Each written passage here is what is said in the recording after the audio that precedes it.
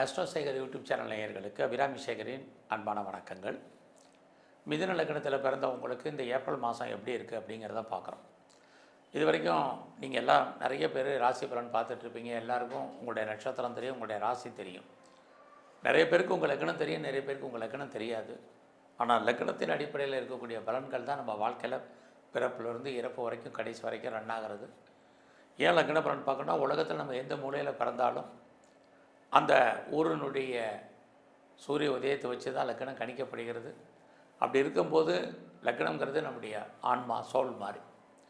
ஆக இந்த ஆன்மாவினுடைய பலன் தான் நம்முடைய கடைசி காலம் வரைக்கும் நடக்கிறது. ஆக நம்மளை சுற்றி நடக்கக்கூடிய கிரகத்தினுடைய பலன்கள் அத்தனையும் லக்னத்தின் அடிப்படையில் தான். ராசி பலன் வேணுங்கிறவங்க தனியாக போட்டிருக்கேன் பாருங்கள். இங்கே நீங்கள் எந்த ராசியில் பிறந்திருந்தாலும் சரி, உங்களுடைய லக்னம் மிதுனமாக இருந்தால் இந்த மாதம் எப்படிப்பட்ட பொதுவான பலன்கள் நடக்கும் அப்படிங்கிறது தான் சுருக்கமாக இப்போ பார்க்குறோம். அப்படி பார்க்குற போது இந்த மாதம் பார்த்திங்கன்னா, முதல்ல உங்களுடைய லக்னத்துக்கு அதிபதியான புதன் எங்கே இருக்காருன்னு பார்க்குறோம். 10ஆம் இடத்துல இருக்கார். அவரோட யாரெல்லாம் இந்த மாதம் உங்களுக்கு இருக்கார் அப்படின்னா, சுக்கிரன் இருக்காங்க, ராகு இருக்காங்க, சூரியன் இருக்கார். எல்லாத்துக்கும் மேலே உங்களுக்கு தெரியும், மார்ச் 29 சனி பகவானுடைய பெயர்ச்சி ஆயாச்சு. அவரும் உங்களுடைய லக்னத்துக்கு 10ஆம் இடத்துல இருக்கார். அப்படி இருந்தாலே இந்த 10ஆம் இடம்னா என்ன அப்படின்னா, முதல்ல யாரெல்லாம் பெரிய லெவலில் ப்ரொஃபஷனை எதிர்பார்த்து காத்துட்ருக்கீங்களோ, உங்களுடைய ப்ரொஃபஷன் கிடைப்பதற்கான வாய்ப்பு, உங்களுடைய தொழிலில் நீங்கள் பெரிய லெவலில் வர்றதுக்கான வாய்ப்பு நிறையா இருக்குது. அது மட்டும் இல்லை, உங்களுடைய கௌரவம், அந்தஸ்து, புகழ், செல்வம், செல்வாக்கு, கீர்த்தி காப்பாற்றப்படும். எல்லாவற்றுக்கும் மேலாக யாரெல்லாம் மிதுன லக்னத்தில் பிறந்திருக்கீங்களோ, உங்களுக்கு இந்த மாதம் கவர்மெண்ட்டால் ஏதாவது பெரிய லெவலில் காரியம் ஆக வேண்டியது இருந்தால் நடக்கும்.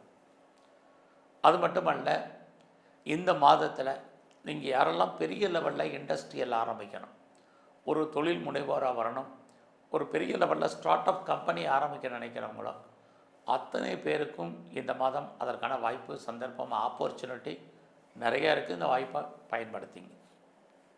இது அத்தனையுமே உங்களுடைய 10ஆம் இடத்தில் இருக்கக்கூடிய கிரகத்தினுடைய தன்மையால் உங்களுக்கு வரக்கூடிய பலன். இந்த மாதம் பார்த்திங்கன்னா, கோச்சாரத்தில் உங்களுடைய 2ஆம் இடத்துல செவ்வாய் இருக்கார். ஆக நீங்கள் லைஃப்பில் உழைச்சி சம்பாதிக்கக்கூடிய சம்பாத்தியங்கள் உங்கள் கையில் பணம், தனம், பொருள் இருப்பதற்கான வாய்ப்புகள் நிறையா உண்டு. அது மட்டுமல்ல, இந்த மாதத்தில் உங்களுடைய முயற்சிகள் எப்படி இருக்குன்னு பார்க்குறோம். முயற்சி ஸ்தானாதிபதி சூரிய பகவான், அவரும் நல்ல இடத்துல இருக்கார். குறிப்பாக 11ஆம் இடத்துக்கு வருவார் இந்த மாதம் 14ஆம் தேதிக்கு அப்புறம். ஸோ நீங்கள் என்னெல்லாம் நினைக்கிறீங்களோ அதெல்லாம் நடப்பதற்கான வாய்ப்பு ஏப்ரல் 14க்கு அப்புறம் இருக்குது.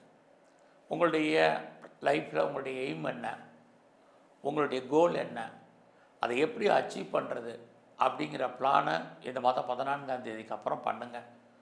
உங்களோட பிளானிங் அத்தனையுமே சக்ஸஸ்ஃபுல்லாகும். இறைவன் உங்களுக்கு தோன்றா துணையாக இருந்து அருள் புரிவார். ஸோ யாரை நம்பி இருக்கீங்களோ அவங்க கண்டிப்பாக உங்களுக்கு ஹெல்ப் பண்ணுவாங்க. அவர்களால் உங்கள் வாழ்க்கையில் மாற்றம், முன்னேற்றம், இது அத்தனையும் மிதுன லக்னத்தில் பிறந்த உங்களுக்கு இந்த மாதம் இருக்குது. எதிர்பாராத உதவிகள் கிடைக்கும். இளைய சகோதர சகோதரிகளால் நன்மை, உறவுகளால் மகிழ்ச்சி, இது அத்தனையும் இந்த மாதம் இருக்குது. எதிர்பாராத பயணம், அந்த பயணம் உங்களுக்கு மகிழ்ச்சியும் சந்தோஷத்தையும் கொடுக்கும். இதுவும் இந்த மாதம் இருக்குது. இந்த மாதத்தில் உங்களுடைய ப்ரொஃபஷன் எப்படி இருக்குது, ஜாப் எப்படி இருக்குங்கிறத பார்க்குறோம். ஸோ உங்களுக்கு வேலை நல்லா இருக்குது. பட் உங்களுடைய வேலையில் யாரெல்லாம் ட்ரான்ஸ்ஃபரை எதிர்பார்க்குறீங்க, அல்லது ரோல் மாறணும்னு நினைக்கிறவங்க, அல்லது உங்களுடைய ப்ரொஃபஷனில் ப்ராஜெக்ட் மாறணும்னு நினைக்கிறவங்க, அல்லது இன்னர் சேஞ்சஸ் ஆகணும்னு நினைக்கிறவங்க அத்தனை பேருக்கும் இந்த மாதம் பாசிபிலிட்டிஸ் நிறையா இருக்குது. முதல்ல வேலை இருக்கான்னா வேலை உண்டு. வருமானம் இருக்கா உங்களுடைய ஜாபில் கண்டிப்பாக இருக்குது. யாரெல்லாம் வேலை தேடிட்டுருக்கீங்களோ கண்டிப்பாக கிடைக்கும். கடந்த காலத்தில் வேலையை விட்டு வெளியில் வந்தவங்க அல்லது வெளியேற்றப்பட்டவங்க அத்தனை பேருக்கும் பாசிபிலிட்டிஸ், வேலை கிடைப்பதற்கான வாய்ப்பு இந்த மாதம் இருக்குது. நீங்கள் எந்த சர்வீஸில் வேணாலும் இருங்க, உங்களுக்கான வேலை வாய்ப்புகள் பரவாயில்ல. ஆனாலும் உங்களுடைய ஒர்க்கில் நீங்கள் ரொம்ப ஹார்ட் ஒர்க் பண்ணணும். அதே சமயத்தில் உங்களுடைய வேலையில் உங்களுக்கு சுப்பீரியர் யாரெல்லாம் இருக்காங்களோ அவங்கெல்லாம் உங்களுக்கு பெரிய லெவலில் உங்களுடைய ஒர்க்கில் கோஆப்ரேட் பண்ணுவாங்க. இந்த மாதத்தில் உங்கள் கூட வேலை பார்க்கக்கூடிய கொலீக்ஸ் உங்களுக்கு சப்போர்ட் பண்ணுவாங்க. இது அத்தனையுமே உங்களுக்கு இந்த மாதம் இருக்குது. ஸோ இந்த மாதத்தில் நீங்கள் யாரெல்லாம் உற்பத்தி சார்ந்த துறைகளில் இருக்கீங்களோ உங்களுடைய உற்பத்திக்கு தந்த சேல்ஸ் இருக்குது, லாபம் இருக்குது. ஒருவேளை நீங்கள் பெரிய லெவலில் மேனுஃபேக்சரிங் பண்ணுறீங்க அப்படின்னா உங்களுக்கும் இந்த மாதம் பரவாயில்லாமல் இருக்குன்னு சொல்லலாம். எல்லாவற்றுக்கும் மேலாக நீங்கள் விவசாயம் பண்ணுறீங்க, மகசூல் பெருசாக இருக்குது, லாபம் இல்லைன்னு நினைக்கிறவங்களுக்கு மகசூலும் உண்டு, லாபமும் உண்டு. இதுவும் இந்த மாதம் மிதுன லக்னத்தில் பிறந்தவங்களுக்கு இருக்குது. இந்த மாதத்தில் நீங்கள் பண்ணக்கூடிய தொழில் இன்வெஸ்ட்மெண்ட் பெரிய லெவலில் பண்ணால் கூட பின்னாடி நல்ல ரிட்டர்ன்ஸ் கிடைப்பதற்கான வாய்ப்பு இந்த மாதம் உண்டு. ஆக யாரெல்லாம் சிறு தொழில் சுய தொழில் பண்ணுறீங்க, பெரிய லெவலில் பிஸ்னஸ் பண்ணுறீங்க, முதல்ல சொன்னேன், அத்தனை பேரும் ஓரளவுக்கு பரவாயில்லாமல் இருக்கும். இது வரைக்கும் எனக்கு திருமணம் நடக்கலை, டிலே ஆகிட்டுருக்கு, மேரேஜ் தள்ளி போயிட்டுருக்குங்கிறவங்களுக்கு அதுக்கான வாய்ப்பு சந்தர்ப்பங்கள் நிறைய உண்டு. திருமணம் நடப்பதற்கான பேச்சுவார்த்தைகள் உண்டு.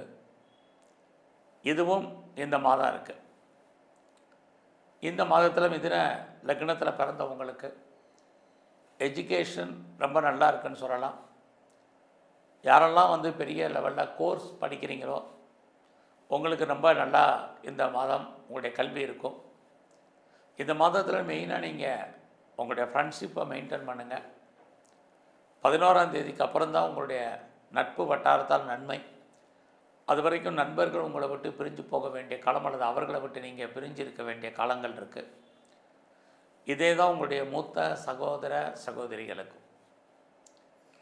இந்த மாதத்தில் நீங்கள் கலைத்துறையில் இருந்தீங்கன்னா உங்களுக்கு நல்ல ஒரு ஏற்றம் முன்னேற்றம் இருக்குது. உங்களுடைய அந்தஸ்து புகழ் கூடும், உங்களுக்கும் வருமானங்கள் அதிகரிக்கும்.